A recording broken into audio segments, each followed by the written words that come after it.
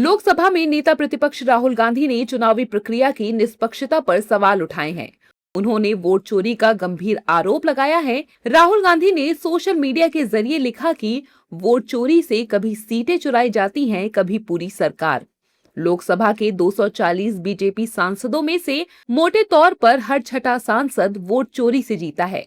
पहचानना मुश्किल नहीं, क्या उन्हें बीजेपी की भाषा में घुसपैठिए कहें, और हरियाणा, वहां तो पूरी सरकार ही घुसपैठिया है, जो संस्थाएं अपनी जेब में रखते हैं, जो मतदाता सूचियों और चुनावी प्रक्रिया को तोड़ मरोड़ देते हैं। वो खुद रिमोट कंट्रोल्ड हैं। उन्हें असली डर सच्चाई का है, क्योंकि निष्पक्ष चुनाव हो जाएं तो आज ये 140 के पास भी नहीं जीत सकते। राहुल गांधी के इस बयान पर बीजेपी भड़क गई है। बीजेपी राहुल गांधी की उस पोस्ट को याद दिला रही है जिसमें राहुल गांधी ने टीएमसी के कार्यकर्ताओं को गुंडा करार दिया था।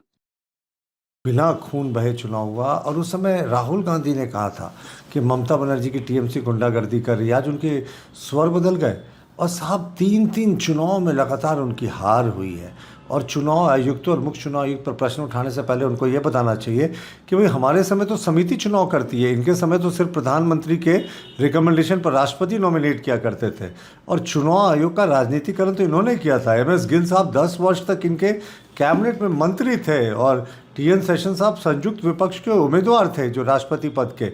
तो इन्होंने राजनीतिकरण किया साहब, फ्री फेयर इलेक्शन हुआ। राहुल गांधी दरअसल है ना कि वो हताशा निराशा में ऐसे बयान दे रहे हैं, उनको पता है कि देश की जनता उनको एक्सेप्ट नहीं कर सकती। जो इंडी गठबंधन के नाम पे ममता बनर्जी के साथ गठबंधन किया, उसी को ये कहा कि वो तो सांप्रदायिकता फैलाती है क्योंकि चुनाव थे। तो ये दोहरा मापदंड, ये दोगलापन कभी भी जनता स्वीकार नहीं करती। एक राष्ट्रीय पार्टी होने के नाते आज कांग्रेस की नेतृत्व पे, कांग्रेस की नीति पे, कांग्रेस की विचारधारा पे सवालिया निशान हो गए कि ये सिर्फ तकवादी, अवसरवादी राजनीति के चलते आगे बढ़ते हैं और विचारधारा इनके लिए कुछ मायने नहीं रखती। आज वो उस लोकसभा में पिछली बार होते नहीं अगर केरला से नहीं लड़े होते। तो पूरा चुनाव आयोग देश का चुनाव कराता है, आखिर अमेठी से लड़े थे और केरला से, तो अगर कोई ईवीएम होता तो आखिर केरला से जीते हैं। तो अब इसके बाद भी हार का ठीकरा वो चुनाव आयोग पे फोड़ना चाहते हैं। तो ये अपनी कमियों को नहीं देख रहे हैं कि देश की जनता का नरेंद्र मोदी के नेतृत्व में जो भरोसा बढ़ रहा है और देश की जनता तीसरी बार उनको प्रधानमंत्री बना रही। डोनाल्ड ट्रंप बधाई दे रहे हैं अमेरिका के राष्ट्रपति बंगाल की जीत पे।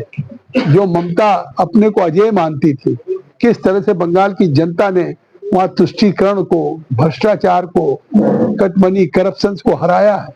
तो आज इसलिए कि भारतीय जनता पार्टी एक अलग सिद्धांतों की पार्टी है। बहरहाल बीजेपी बंगाल की जीत को सही और निष्पक्ष बता रही है और जीत को बंगाल का फैसला कह रही है, लेकिन विपक्ष इसे चुनाव आयोग और बीजेपी की मिली भगत बता रहा है।